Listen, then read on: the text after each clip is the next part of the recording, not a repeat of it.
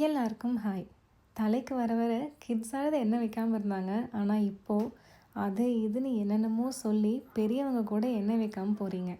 So நம்மளோட பரம்பரையாக வந்துட்டு இருந்த ஒரு ஏன்ஷியண்ட்டான டெக்னிக் உடல் சூட்டை குறைக்கிறது இப்போ தப்பாயிடுச்சா?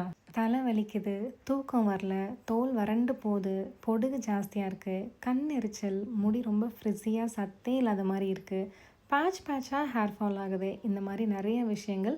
எல்லாத்துக்கும் மேலே நான் ஒரு இடத்துல உட்காந்து எந்திரிச்சா அந்த சீட்டே ரொம்ப சூடாக இருக்குது. உடல் சூட்டை குறைக்கிறதுல தலைக்கு எண்ணெய் வைக்கிறது ஒரு பெரிய ரோலை ப்ளே பண்ணுது.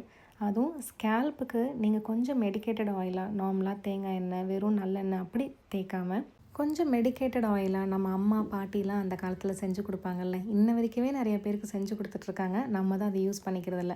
அந்த ஆயில் உங்களோட ஸ்கேல்ப்புக்கும் நார்மலான தேங்காய் எண்ணெய் நல்லெண்ணெய் இதோட கலவை வந்துட்டு உங்களோட ஹேர் ஃபுல்லாக நீங்கள் வந்துட்டு டிப் வரைக்கும் ஃபுல்லாக தேய்ச்சி ஒரு 2 hours அப்படியே ஊற வச்சு ஒரு கொண்டை போட்டுருங்க, இல்லைனா ஜடை பின்னி விட்டுருங்க.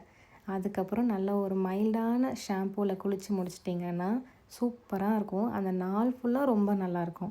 அண்ட் குளித்து முடிச்சுட்டு தலையில் ஈரத்தோடு அப்படியே சுற்றிட்டுருக்க வேணாம். நல்ல வெயிலில் அப்படி இல்லைனா ஃபேனை ஃபுல் ஸ்பீடில் வச்சு ஃபுல்லாக துவட்டிடுங்க. நம்ம சித்த மருத்துவ முறைப்படி ஒரு பெண் வந்துட்டு டியூஸ்டே, ஃப்ரைடே, சண்டே தலை குளிக்கலாம்.